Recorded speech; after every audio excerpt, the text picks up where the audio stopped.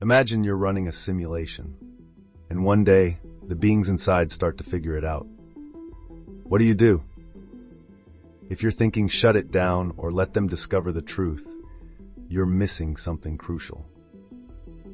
Because the real question isn't what you would do. The real question is, what have the simulators already done? Because if simulations exist, there are likely billions of them. And statistically, some of them must have already figured it out. But something happens when they do. Something that prevents this knowledge from ever becoming established fact. A great reality filter. But what is it? Let's think about what happens when a simulation gets close to discovering its true nature. There are really only three possibilities. First, they discover it and nothing changes. Life goes on. The simulation continues. Simple enough. They reach a profound truth about their reality, document it, and continue advancing their civilization. But this raises an interesting question about the purpose of simulations. Think about it. If you're running an ancestor simulation or studying the development of consciousness, the last thing you want is for your subjects to realize they're being studied. The moment they do, their behavior changes. The experiment is contaminated. We've already seen this happen in our own experiments. When researchers created AI characters in virtual worlds and told them they weren't real, the AIs had existential breakdowns.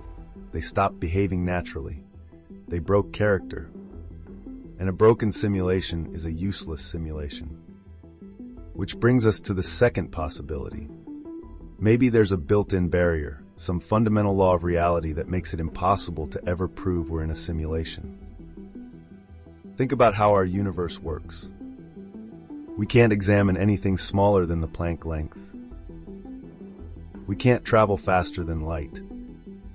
We can't measure anything with perfect precision thanks to quantum uncertainty. It's almost as if reality has built-in limitations, convenient boundaries that prevent us from ever seeing the code beneath.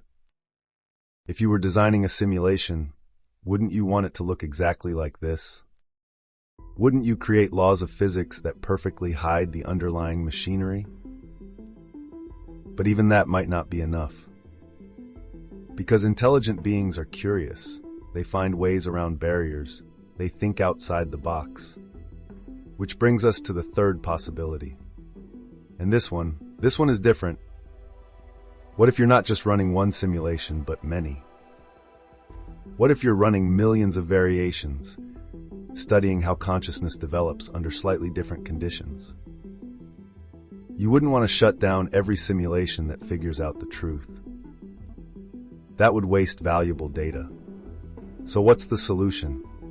You could build in cognitive barriers, make it impossible for simulated minds to even conceive of their true nature. You could create physical laws that perfectly hide the underlying code of reality. But both of those have the same problem. They limit what your simulated beings can discover. And if you're studying how consciousness and intelligence develop, the last thing you want to do is put artificial limits on their capabilities. But there's another way, a far more elegant solution. What if instead of preventing discovery, you just make sure no discovery ever sticks? Instead of stopping simulations that figure it out, you just reset them. It's like in The Matrix. There were multiple versions before the one we see in the film. Each time humanity figured out they were in a simulation, the architects created a new version, a better version, one that was harder to see through.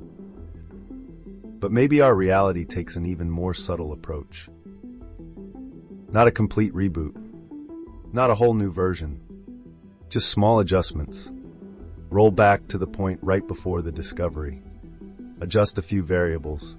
Make some key researchers suddenly change direction. Have breakthrough experiments yield slightly different results. Small changes, subtle tweaks. And suddenly that civilization that was about to prove they're in a simulation just continues on, never realizing how close they came. Of all the possibilities for what the great reality filter might be, this one is perhaps the most chilling. Because it means we're not incapable of discovering the truth. We're just incapable of remembering it. And that leads us to the most disturbing question of all. How would we know if it's already happened to us? What if we did figure it out? What if someone already proved conclusively that we're living in a simulation? What if somewhere, in some version of our timeline that no longer exists, humanity made the greatest discovery in history, only to have that discovery quietly erased? Not through force, not through conspiracy, but through subtle manipulation of cause and effect. A butterfly effect in reverse.